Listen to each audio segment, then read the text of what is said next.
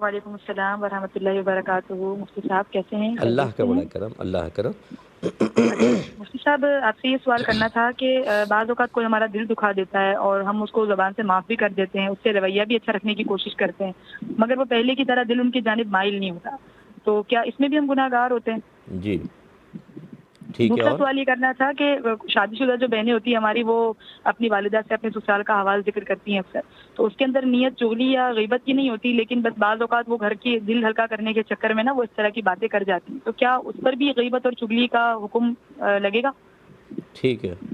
اور اور ایک سوال یہ بھی تھا کہ بعض اوقات جو ہماری پردے والی بہنیں ہوتی ہیں وہ باہر کھانا وغیرہ کھانے جاتی ہیں ہوٹلنگ کے لیے، تو ایسی صورت میں اگر حجاب کے اندر کھانا کھایا جائے تو حجاب خراب ہو جاتا ہے یا عبایا وغیرہ گندا ہو جاتا ہے، تو کیا جی ایسی صورت میں صرف اتنی دیر نقاب ہٹانے کی اجازت ہوگی جتنی دیر کھانا کھا رہے ہیں؟ ٹھیک ہے، اور بس یہی سوالات ہیں۔ میں عرض کرتا ہوں۔ ایک کویسچن نے کیا تھا کہ کسی شخص نے 2 شادیاں کی اور پہلی والی بیوی کو بالکل چھوڑ دیا، نہ نان نفقہ دیتا ہے، نہ اس کا کوئی حق ادا کرتا ہے، تو وہ عورت کیا کرے؟ کیا وہ مطالبہ کر سکتی ہے شوہر سے اپنے حقوق وغیرہ کا؟ کیا حکم شرع ہوگا؟ جی بالکل، دیکھیں نبی کریم صلی اللہ علیہ وسلم نے ارشاد فرمایا کہ جو شخص ایک جس کی 2 بیویاں ہوں اور ایک بیوی کو بالکل معطل کر دے، ایسی چھوڑ دے، تو وہ بروز قیامت اس حال میں آئے گا کہ اس کی ایک جانب فالج زدہ ہوگی۔ آپ اندازہ کریں تو یہ اللہ تعالیٰ نے اسی لیے قرآن عظیم میں واضح طور پہ فرمایا کہ فَانْكِحُوا مَا طَابَ لَكُم مِّنَ النِّسَاءِ مَثْنَىٰ وَثُلَاثَ وَرُبَاعَ، تمہیں جو عورتیں پسند ہو تم ان سے نکاح کر سکتے ہو، 2 سے، 3 سے، 4 سے، لیکن صاحب پھر بعد میں بیان فرمایا فَإِنْ خِفْتُمْ أَلَّا تَعْدِلُوا فَوَاحِدَةً، پھر اگر تمہیں یہ خوف ہو کہ ان میں عدل نہ کر سکو گے تو ایک سے نکاح کرو۔ اور یہ عدل کا مخالف ہوتا ہے ظلم، یہ عدل کے بالکل خلاف اور ظلم کی صورت ہے کہ ایک زوجہ کو بالکل چھوڑ دینا، نہ نان نفقہ دینا، نہ اس کا حق ادا کرنا، ایسا شوہر گناہ کبیرہ کا مرتکب ہے اور آخرت کا شدید ترین وبال اس کے سر پر ہوگا۔ حقوق العباد کے بارے میں ابھی میں عرض کر چکا ہوں، ان دونوں ہسبینڈ وائف کو میدان محشر میں کھڑا کیا جائے گا، اور سوچیں کہ جس زوجہ کو آپ نے اتنی اذیتیں اور تکلیفیں دی تھیں اور یہاں حاکمیت کے زوم میں اور اپنی طاقت کو دیکھ کر، مردانگی کو دیکھ کر آپ نے کہا تھا کہ مجھے تیری کوئی پرواہ نہیں ہے، میں ڈرتا نہیں اور فلاں نہیں، وہاں ایسا شوہر کانپ رہا ہوگا، رنگ فق ہوگا۔ اور مجھے امید ہے کہ کچھ بچیاں تو شاید بہت ہی نرم ہوں، ورنہ وہاں پر نیکیاں چھین کے لے جائیں گی اور اس کے گناہ اس کے نام اعمال میں، اور یہ جہنم میں۔ اللہ نہ کرے میرے بھائی بھی جو ایسے کر رہے ہیں تو وہ میرے بھائی ہیں، مسلمان ہیں، ہماری تو یہ تمنا نہیں ہے، لیکن جب آپ خود اپنی آخرت کو فراموش کریں، اللہ اس کے رسول کی تعلیمات آپ کو حقیر محسوس ہوں، اور آپ اپنی عقل اور سمجھداری کو بنیاد بنا کر شرعی اصولوں کو پامال کریں، تو پھر اللہ تبارک و تعالیٰ آپ کے ساتھ آخرت میں رحمت والا معاملہ کرے۔ کیوں؟ اس لیے شوہر کو چاہیے فوراً مائل ہو، اور بالکل عورت کا یہ حق ہے وہ نان نفقے کا مطالبہ کر سکتی ہے، حتیٰ کہ کورٹ میں کیس کر کے وہاں سے نان نفقہ وصول کروا سکتی ہے۔ اسی طرح وہ ڈیمانڈ دیگر حقوق کی ادائیگی کی کر سکتی ہے، حتیٰ کہ اگر شوہر وہ عورت مسلسل اذیت اور تکلیف میں ہے، اس کے پاس اور کوئی سورس آف انکم نہیں ہے، یا تقاضائے نفسانی ایسا ہو رہا ہے کہ وہ اگر شوہر مائل نہیں ہوتا تو وہ زنا کی طرف مائل ہو جائے گی، ایسی صورت میں پوری کوشش کر لے، اگر نہ مانے تو وہ طلاق کا مطالبہ بھی کر سکتی ہے کہ بھئی مجھے چھوڑ دو یا خلا دے دو تاکہ مجھے آزاد کرو، میں کسی اور سے نکاح کروں، اور ایسی صورت میں طلاق کا مطالبہ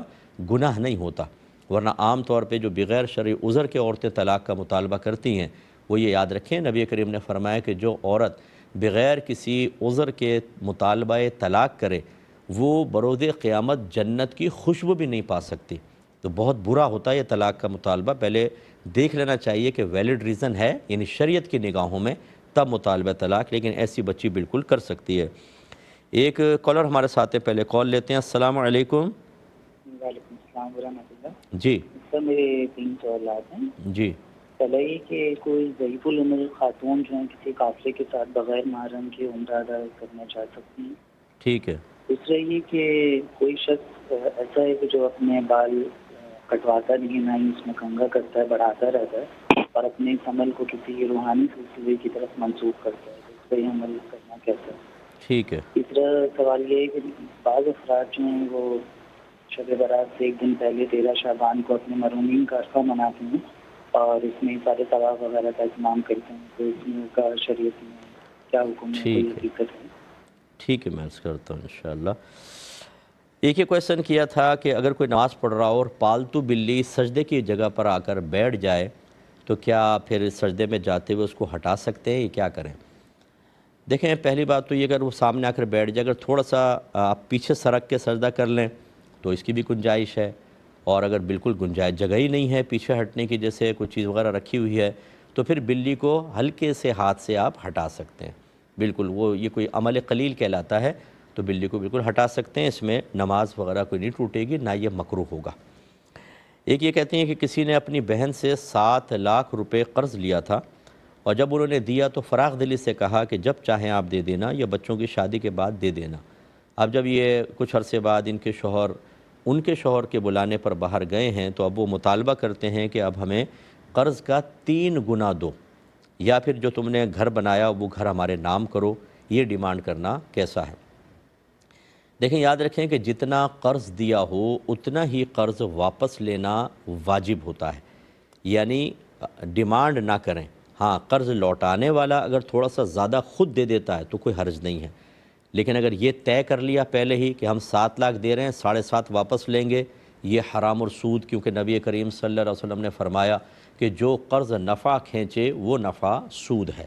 اور یا پھر جیسے یہاں طے نہیں ہوا تھا، 7 لاکھ دیے، ساتھ ہی دینے کا پہلے تو طے ہوا تھا، لیکن اب ڈیمانڈ زیادہ کی کر رہے ہیں، اور بنیاد اگر یہ بنا رہے ہیں کہ 7 لاکھ ہمارے پاس ہوتے، ہم انویسٹ کرتے تو کتنا نفع ہو جاتا، لہٰذا 3 گنا دو۔ یاد رکھیں یہ حرام اور گناہ کبیرہ ہے، اور معنوی لحاظ سے سود کے اندر آئے گا، حقیقی سود تو نہیں ہے لیکن معنوی لحاظ سے بالکل سود پر آئے گا، کہ قرض پہ اس طرح کی نفع کی ڈیمانڈ آپ کرنا، یہ معنوی یعنی حکماً سود ہی ہے اور گناہ کبیرہ ہے۔ بہن جب بہن سے یہ مطالبہ کر رہی ہے تو کیا کہہ سکتے ہیں آپ بتائیں، خون سفید ہو گئے ہیں، یعنی اپنے سگے بھائی بہنوں سے اس طرح کے ناجائز مطالبات، اللہ کی بارگاہ میں توبہ کریں، اس ارادے پر بھی توبہ کریں، مطالبے پر بھی توبہ کریں، چاہے جائے کہ ان سے لیں گے تو لینا حرام۔ اب اگر یہ مجبور ہیں فرض کر لیں کہ ڈر کر یا ناراضگی کے خوف کی وجہ سے اگر یہ دے دیتے ہیں، ان کا دینا گناہ نہیں ہوگا بلکہ ان کا لینا گناہ ہوگا،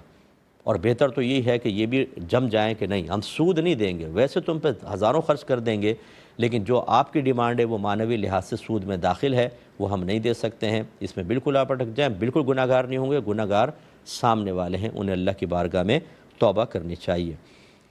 بچے نے پوچھا ہے کہ اگر کسی نے ہمارا دل دکھایا اور ہم نے زبان سے اس کو معاف کر دیا لیکن دل اس کی طرف اب مائل نہیں ہو رہا معاف کرنے کے باوجود، تو کیا یہ گناہ ہے؟ دیکھیں، پہلے یہ آیت یاد رکھیں کہ لا یکلف اللہ نفسا الا وسعہا، اللہ تعالیٰ کسی جان کو اس کی ہمت سے زیادہ آزمائش میں مبتلا نہیں کرتا،